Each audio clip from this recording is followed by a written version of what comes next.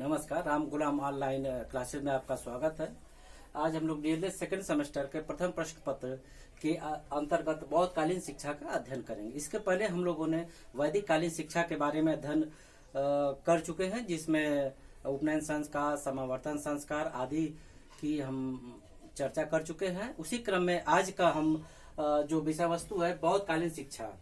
जब बौद्धकालीन शिक्षा का नाम लेते हैं तो एक महापुरुष, एक महान व्यक्तित्व का नाम स्वतः ही सामने आ जाता है, जो बौद्धकालीन शिक्षा या बौद्ध संस्थापक के रूप में जाने जाते हैं। इनको हम महात्मा बुद्ध या गौतम बुद्ध के नाम से जानते हैं।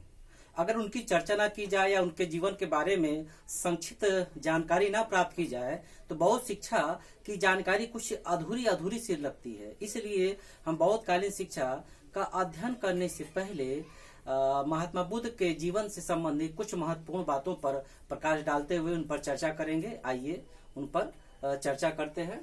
गौतम बुद्ध, जिनको महात्मा बुद्ध भी कहते हैं, इनका जन्म लुम्बिनी नामक स्थान पर 1563 ईस्वी में ईसा पूर्व हुआ था।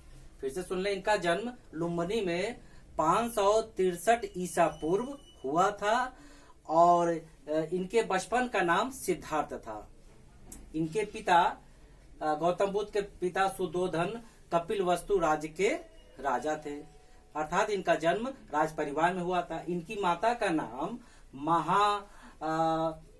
महामाया देवी या कहीं कहीं माया देवी भी मिलता है। इस प्रकार ये महात्मा बुद्ध या गौतम बुद्ध एक राज परिवार में जन्म लिए, जहां पर उनको सारे सुख सुविधा पर्याप्त मात्रा में उपलब्ध थे। लेकिन फिर भी ऐसी क्या बात हुई है, उनके अंदर ऐसी कौन सी जिज्ञासा आई कि वो सारे मोह माया को छोड़ के, राजपाट को छोड़ के, सुख सुविधा को छोड़ करके एक आध्यात्मिक के मार्ग में, एक धर्म प्रचार के मार्ग में, एक मानव सेवा के मार्ग में, एक शिक्षा के मार्ग में अपना जीवन बलिदान कर दिया। जबकि आजकल या प्राचीन काल में भी लोग धन के पीछे आंख बंद करके भागते थे, लेकिन उन्होंने सारा कुछ मोह माया राजपाट छोड़ करके एक सन्यासी का जीवन व्यतीत किया। जब इनका जन्म हुआ तो इनके पिताजी ने कुछ महात्मा लोगों को, ज्योतिष और ऐसे महान व्यक्तित्व को बुलाया कि इनकी कुंडली के बारे में, इनके जन्म के बारे में कुछ जानकारी प्राप्त की जाए।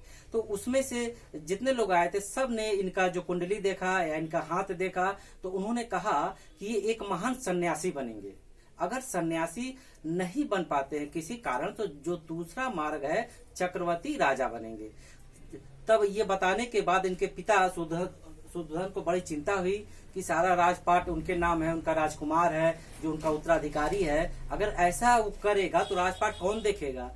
तो इस वजह से उनका लालन पालन बड़े ही विशेष तरीके से हुआ। इनको बाहरी दुनिया से किसी प्रकार का कोई भी नाता नहीं रहने दिया गया। सारा सुख सुविधा, इनकी इच्छाओं को महल में पूरा किया गया और बाहरी वातावरण से इनको रोका गया। जब ये 7 दिन के थे तो इनकी माता का देहांत हो गया। महात्मा बुद्ध जब केवल 7 दिन के थे तो इनकी माता का देहांत हो गया। इनकी देखभाल, इनका लालन पालन इनकी मौसी गौतमी प्रजापति ने किया। बाद में इनकी सौतेली माता भी बनी। तो इस प्रकार जो प्रश्न बनता है कि लुम्बिनी में कब इनका जन्म हुआ, 563 ईसा पूर्व। ये सांख वंश के थे। इस प्रकार इनका जीवन जो था वो एक सुख भरा वैभव से परिपूर्ण था। इनको सारे दुनिया से अलग राजपाट में रखा गया, सुख सुविधा दिया, खान पान की सुविधा दी गई, दासी रखा गया कि बाहरी दुनिया से वो किसी प्रकार संपर्क में न आए। लेकिन होना वही था जो ऊपर वाला चाहता था या उनके रेखा में लिखा था या जो उनको करना था। तो इस प्रकार एक दिन वो अपने राज की यात्रा पर निकले। जब राज की यात्रा पर निकले तो 4 ऐसे दृश्य थे, जीवन परिवर्तन करने वाले 4 दृश्य। गौतम बुद्ध के जो उनका सिद्धार्थ वास्तविक नाम था, उनके जीवन में परिवर्तन करने वाले 4 दृश्य आते हैं, जिसके कारण उनका जीवन विशेष रूप से एक क्षेत्र से दूसरे क्षेत्र में परिवर्तित हो गया। जब वो राज्य भ्रमण पर निकले तो 4 दृश्य देखे, उनकी चर्चा करते हैं। सर्वप्रथम उन्होंने एक बूढ़ा व्यक्ति देखा। तो अपने सारथी जो उनके चन्ना नाम से जाने जाते थे, पूछा गया कि ये कौन है, तो उन्होंने बताया एक बूढ़ा व्यक्ति है जो झुक के चल रहा था। तो पूछे कि इसको क्यों इतना कष्ट है, तो बता रहे हर व्यक्ति को बूढ़ा होना है और इस अवस्था में जाने में दुख कष्ट होना ही होना है। फिर कुछ दूर और जाते तो एक व्यक्ति और मिला, बीमार व्यक्ति। वो पीड़ित था, कष्ट से लड़ रहा था, दर्द से करहा रहा था। तो उन्होंने अपने सारथी से पूछा कि ये कौन है। तो बता रहे एक बूढ़ा एक बीमार व्यक्ति है, और हर व्यक्ति को बीमार होना हो, चाहे गरीब हो चाहे अमीर हो, उसको सुख उस समय नहीं मिलना, दुख मिलना, कष्ट मिलना है। तो उनके मन में अलग एक भाव आया।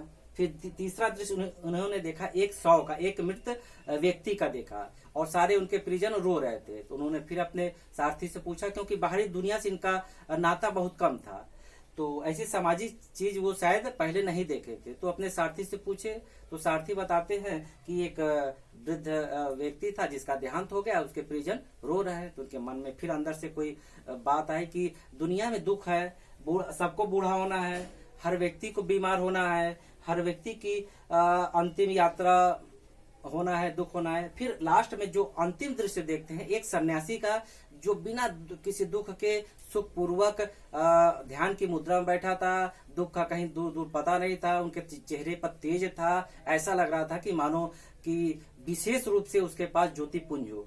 तो वो उस सन्यासी से विशेष रूप से प्रभावित होते हैं और पूछते हैं कि ये कौन है। तो उनके सारथी बताते ये एक सन्यासी है जो मोह माया से दूर है, ईश्वर की आराधना कर रहे हैं, पूजा कर रहे हैं, इसलिए इनके पास ना कोई दुख है ना कोई कष्ट है, और इनका चेहरा तेजमय है, जीवन भी अच्छा है। तब उनके मन में एक अलग ही भावना आई कि जीवन में यदि कुछ करना हो तो उनको अपना मार्ग बदलना होगा, ज्ञान की खोज करना होगा इत्यादि। इस प्रकार प्रश्न बनता है कि उनके जीवन में वो कौन से 4 दृश्य थे जो उनके जीवन में परिवर्तन ला दिए। तो पुनः बताना चाहेंगे, एक बूढ़ा व्यक्ति, एक बीमार व्यक्ति, एक व्यक्ति का 100 और सन्यासी, ये 4 दृश्य होते हैं जो महात्मा बुद्ध के जीवन को बदल देते हैं। अब फिर उनका विवाह यशोधरा नामक राजकुमारी से होता है, उनसे एक पुत्र होता है राहुल। ये भी प्रश्न बनता है कि गौतम बुद्ध की पत्नी का क्या नाम था, यशोधरा, इनके पुत्र का नाम था राहुल। लेकिन इनका मोह माया परिवार में मन नहीं लगता है। फिर उसके बाद इन्होंने कुछ अलग करने का प्रयास किया। इनके मन में अध्यात्म के प्रति, ज्ञान के प्रति, खोज के प्रति अलग भाव चल रहा था कि दुनिया क्या है, दुख क्या है, इसको स्वयं अनुभव करना। तो इन्होंने मन में एक योजना बनाई कि ऐसे काम नहीं चलेगा, हमको कुछ अलग करना होगा। उस योजना के अंतर्गत वो जब 29 वर्ष के थे तो चुपचाप मध्य रात्रि को, आधी रात को चुपचाप महल से निकल गए, सत्य की खोज में, ज्ञान की खोज में, अनुभव की खोज में। वो निकल के 29 वर्ष में गए और बोध गया गए, वहां लगभग 6 वर्ष तक तपस्या किए।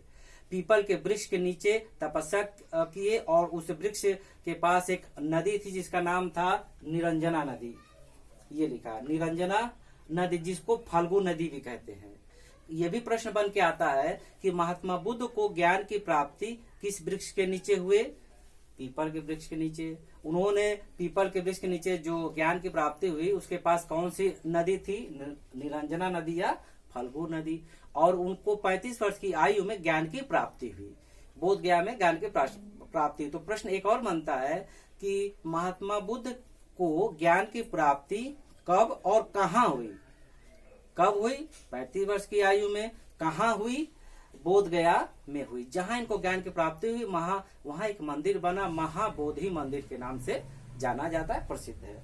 अब इनके जीवन में उसके बाद इन्होंने अपना प्रथम उपदेश सारनाथ के बाद सारनाथ में दिया। इन्होंने अपना प्रथम उपदेश सारनाथ में दिया जो बनारस के पास है। और इनके कुछ बौद्ध धर्म में कुछ ऐसी बातों को, घटनाओं को एक विशेष नाम दिया जाता है। इनके घर त्याग की घटना को जो 29 वर्ष में घटित हुई थी बौद्ध धर्म में, उसको महाभिनिष्क्रमण के नाम से जानते हैं। प्रश्न आता है महाभिनिष्क्रमण क्या है, तो वो घर त्याग की घटना है।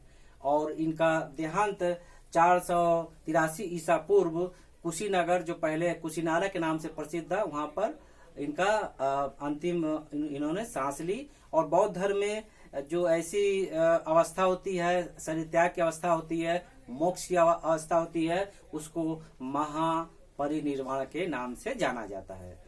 ये भी प्रश्न बनता है कि कुशीनगर और महात्मा बुद्ध में क्या संबंध है। तो महात्मा बुद्ध ने इस स्थान पर अपना अंतिम सांस लिया, मोक्ष लिया, शरीर परित्याग किया। इसको बौद्ध धर्म में महापरिनिर्वाण के नाम से जानते हैं। और ऐसा भी मानता है या कुछ बुक में मिलता है कि जो इन्होंने अंतिम सांस लिया तो कोई ऐसा व्यक्ति था जो इनको कोई दूषित खाना दे दिया जो इनके आहार में नहीं था। ऐसी कोई साक्ष्य नहीं मिला, लेकिन कहीं कहीं कुछ ऐसा बुक में लिखा मिल जाता है। कोई ऐसा प्रमाण नहीं है कि ये कहाँ तक सत्य है। इस प्रकार हम लोगों ने देखा कि ये जो गौतम बुद्ध थे, जिनका बचपन का नाम सिद्धार्थ था, लुम्बिनी में पैदा हुए थे। इनका पिता कपिलवस्तु राज्य के राजा थे। इनके पिता का नाम सुद्धोधन था। इनकी माता का नाम महामाया देवी था या माया देवी था। जो इनके जन्म के 7वें वर्ष ही इनकी माता का देहांत हो गया। इनका लालन पालन इनकी मौसी ने किया, प्रजापति गौतमी ने किया। इस प्रकार इनके जीवन में 4 दृश्य आते हैं जो इनके जीवन को परिवर्तित कर देते हैं, बदल देते हैं। और इसके बाद इन्होंने सत्य की खोज में एक नए मार्ग को अपनाया, अध्यात्म के मार्ग को अपनाया, धर्म के मार्ग को अपनाया। और इसके बाद इन्होंने जो ऐसा क्षेत्र चुना, ऐसी शिक्षा व्यवस्था लागू की जो पूरे विश्व में आज भी यादगार के रूप में जानी जाती है। संस्थापक रूप में इनको सदा याद किया जाता। तो इस प्रकार हम लोग बौद्धकालीन शिक्षा का अध्ययन करने से पहले उनके संस्थापक के जीवन के बारे में कुछ जानकारी प्राप्त किए, क्योंकि ये जन्म से ही इनके अंदर कुछ करने की एक ललक थी, एक चाहत थी, जो इन्होंने अपने घर त्याग के बाद सत्य की खोज में इन्होंने किया। तो कुछ इनके प्रतीक चिन्ह भी है, जैसे कि बौद्ध धर्म में ये बताया जाता है कि कुछ ऐसे संकेत है, जैसे इनके जन्म को माना जाता है। एक हम आपको दिखाना चाहेंगे, ये पत्ते के आकार का, देखिए एक पत्ते के आकार का है, ये आपको दिखाई दे रहा होगा। ये किस पत्ते का स्वरूप है? पीपल का। अभी हम बता चुके हैं कि पीपल के वृक्ष के नीचे इनको ज्ञान की प्राप्ति हुई। कुशीनगर हमको जाने का सौभाग्य मिला, तो वहां से ये मैं लाया हूँ और आज आपके काम आ रहा है। तो देखिए ये पीपल का पत्ता है, इसके अंदर एक आपको छवि दिखाई दे रही है गौतम बुद्ध की।